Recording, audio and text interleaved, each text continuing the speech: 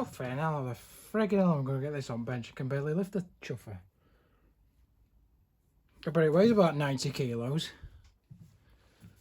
Need an extra pair of hands.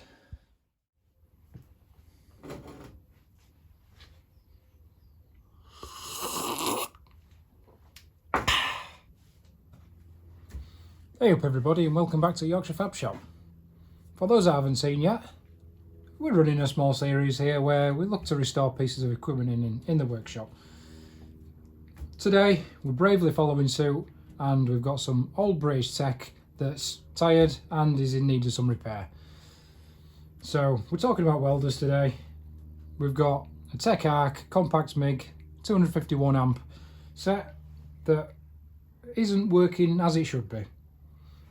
I'll show a quick video now of trying to maintain a weld on a thin piece of material, but generally on the thinner stuff it really does struggle to maintain an arc for some reason. The thicker stuff, when you've got the voltage wanged up, it doesn't really mind too much, but sometimes it can be a bit spattery or just not what you'd expect from the standard of what these welders generally produce. I mean, when I went to pick it up, as you do, I took a small bottle of gas, tried it out, and it seemed to work alright, but I didn't have time really to properly test it. I didn't take the cover off, so let that be a lesson. If you are looking at something, especially like this, an old transformer based machine, then just whip the cover off. For the 5 minutes it takes, just whip the cover off, have a look inside, and I would have likely found that there was something amiss straight away. So that may have been either a bargaining tool, or you could just walk away and not buy it. Fortunately, it was quite a reasonable price, and there was still plenty of money left to do any repairs. But as said, today we're going to focus on fixing this and trying to get it working properly. So we'll whip the cover off, we'll have a look inside and try and explain the problems and how we're going to go about fixing it. So a bit about these welders then. As I like to buy, proudly made in the UK, and actually the manufacturer of these are based in York, which is a borough of Yorkshire if you like. Obviously back in the day it was all Yorkshire, so we'll let that one slide I think. But pretty simple machines really. I had a smaller set, a Porter MIG 180 amp, and it was superb, which led me on to the bigger sets, because you can never have enough power when you're MIG welding. Well built these machines, like I say, big transformer base. They should weld all day, every day.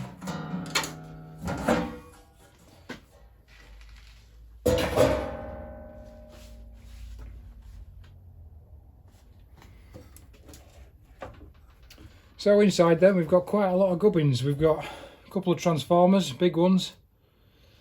We've got a rectifier, and then on top of here, I mean straight away you can see there's a problem there, but we've got a set of smoothing capacitors.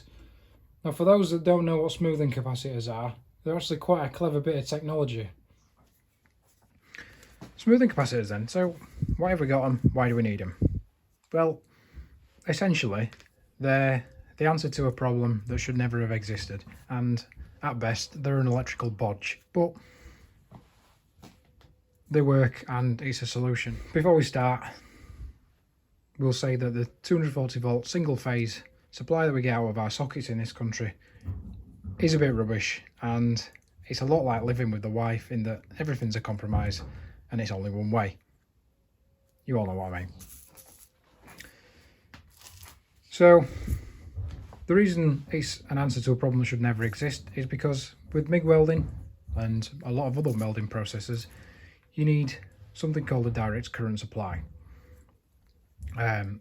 Obviously out of the sockets we get AC, so to get the DC we need to send the AC through something called a rectifier. Now I don't want to waste too much time talking about those, but they're basically a magic box of tricks that sends an alternating waveform through some diodes, and it spits out a DC waveform instead. But it's not a perfect DC waveform, so let's explain.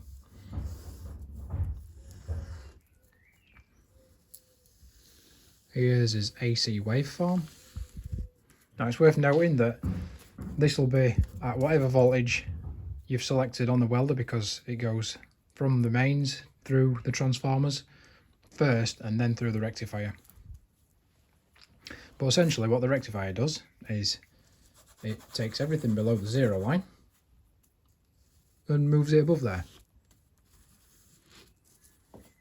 So what it gives you is a DC supply, but more akin to a pulse width modulated supply.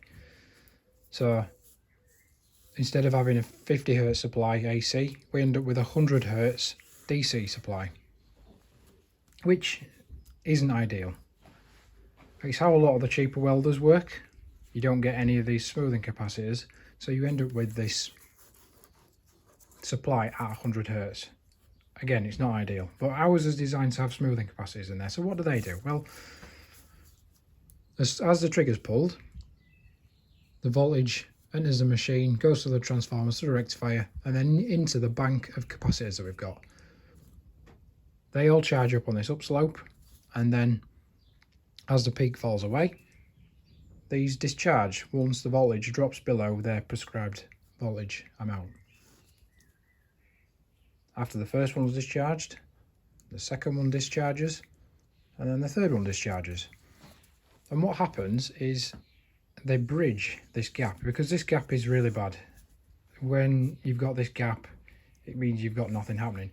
Although it is only for a small duration, it does have an effect, as proved because we couldn't maintain an arc on the lower voltage.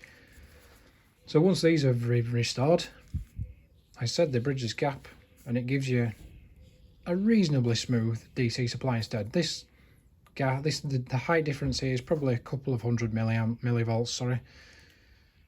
So we're not talking a massive amount, and you would never notice. Pure DC wave would obviously be preferable, but because we're sorting this, because we've got a bodge to rectify the AC to DC, this is what we've got. Now if I draw this a bit neater, what you end up doing is having this peak, the capacitors discharge, and then the peak takes over again, capacitors discharge, peak, capacitors discharge, peak.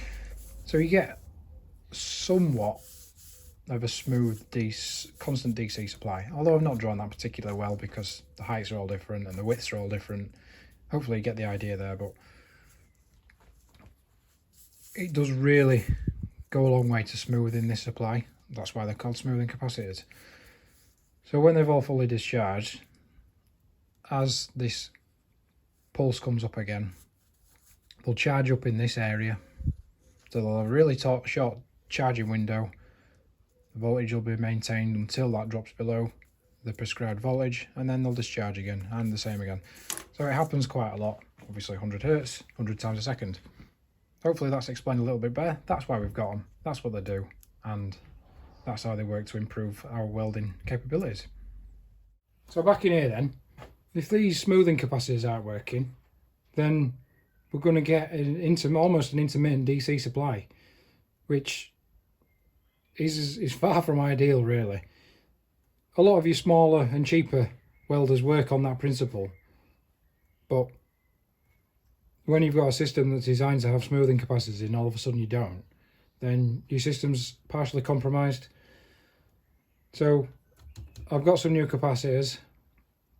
I'm going to fit them, and then hopefully that will sort this problem out. But that's not all we're doing today. In the lead up to another video that I'm planning on running in the very near future, I've got some small upgrades to do to this machine, which we'll go through shortly, but let's get these capacitors changed over first.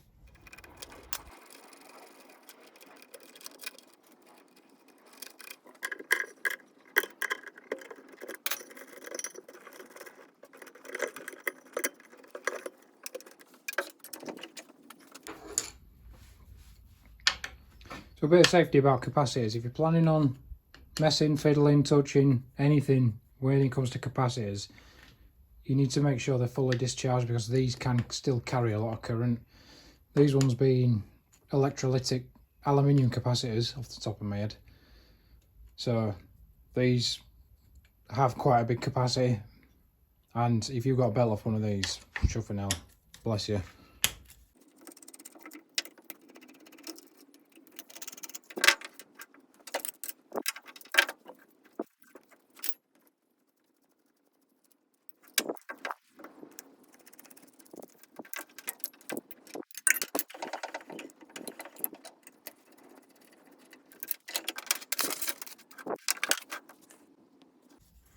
So I can't honestly tell you what's happened with these. I don't know if it's just abuse or whether just through sheer amount of running hours they've said I've had enough and decided to let go, but it looks like they've been quite toasty. The fact that they've basically all the contacts have melted out of the bodies. So yeah, they've definitely due replacement then. So as replacements, we've got the same again. So 47,000 nanofarads, 40 volt DC. These are slightly smaller. These are the biggest ones I could find. So the capacity of these will be less, and more likely the duration, the length of time that they'll actually physically run for will be less as well. But there's not a lot we can really do. You've got what you've got. So we've got 3 of them. This one has got the little clip fade. This one's just to keep them discharged. Make sure they've got nothing in there. Nice little feature. You don't want to be touching, like I say, you don't want to be touching them and getting a belt off them. Doing no good, that. So I'll give this a quick clean up, get all this old electrolyte and crud off it.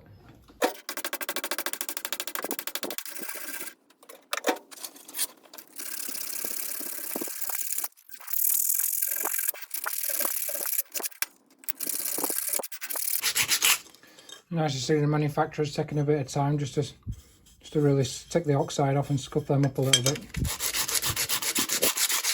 Obviously you need a really good contact on them because they're carrying a lot of current.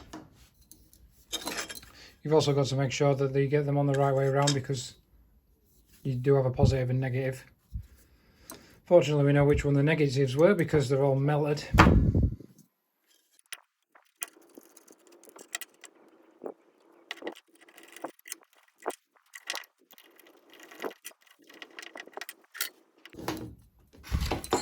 I'll try and do the same with these as well, give them a quick scrub up. Because we want a really good contact on the bottom there.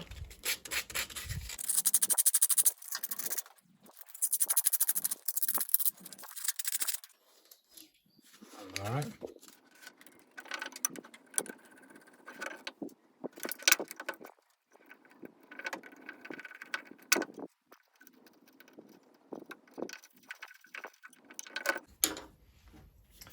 I'll also borrow these caps off the bottom here.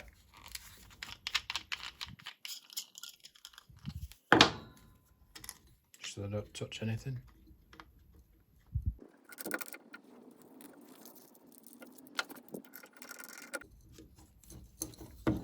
Lovely job.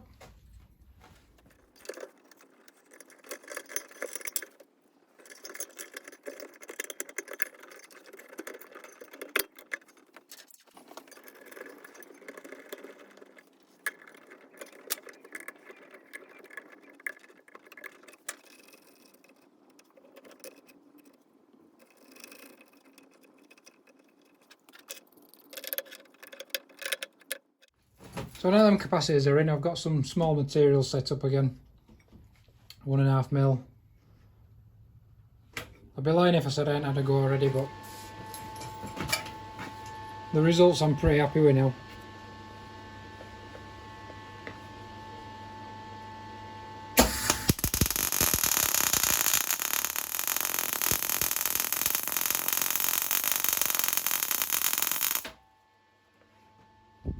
Couldn't see what we're doing then, but the point is we've got a spatter-free okay weld on thin material, which as proved it couldn't do before. So clearly we've fixed that problem now. It was just a case of buying some new capacitors, which wasn't a bad result.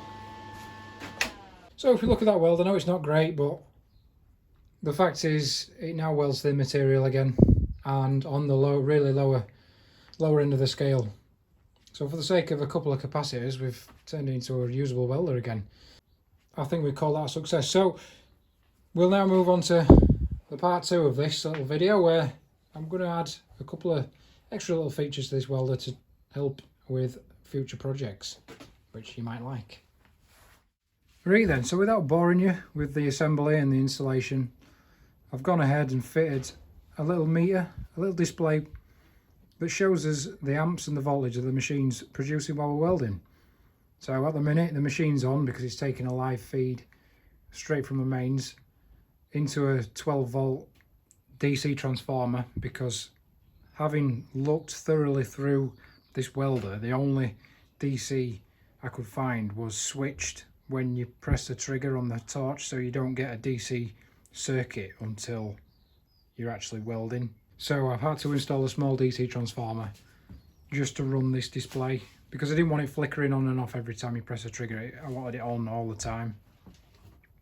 So at the minute it's showing 0 volts, which we'd expect, and 12 amps, so accuracy may or may not be particularly good. I doubt there's 12 amps resistance through there at the minute, but who's to say there isn't? I don't know. The transformers shouldn't be energized, so there shouldn't be anything, but there is, so we'll let it slide. But we have yet to see how accurate it's going to be when we're welding. I would suspect because it's 500 amps resolution, it's going to be all over the place, but again, we'll run some testing and we'll see. So inside then, being cautious that we are powered, we've got the mains feed into the switch relay, and off there we take a small supply up to our little DC transformer, and then from there we go down into here where we've got the shunt resistor, and then up to the display unit. So we've had to take a feed from the transformer to here, and then we've also got this yellow wire which is measuring voltage from the output of the transformer, and then the shunt resistor which is in series from the return lead back to the transformer. So if I do some welding now, we should see these figures change. So I'll set it to something low, so we say 1 and 4, and we'll have a wire speed of about 5 on the dial.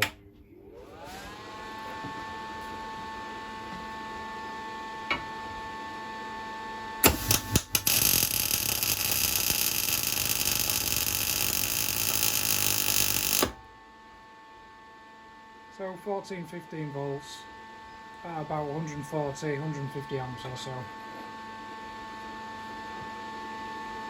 So the reason I've done this is because if I don't change the voltage and I just change the wire speed, so I've knocked it up to 6 now, we should actually be producing more amps.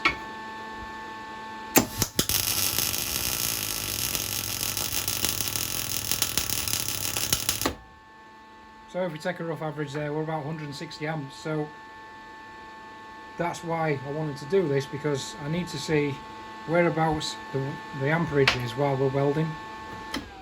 And that's going to lead me on to another video in the future, because we're going to do some experimentation. So we're going to see what the difference is when we change the wire speed and the voltage, and why we need to do that. So that should be an interesting one. Okay, so with that finished, this welder's working perfectly once again. Now, thankfully, it was just the capacitors and nothing too serious, because if it was a transformer, we could have been talking mega money and it would have probably written the machine off. But the other important thing is we've got this display fitted now, and that is going to give us some really useful real-time information while we're welding. There's probably going to be a few negative comments to say, oh, well, why do you need that? Because you can't read it while you're looking, but we're going to use this to do a bit of experimentation on the next video. It's going to go into depth about the hows and the whys of the MIG welding process, and this is going to give us the information that we need.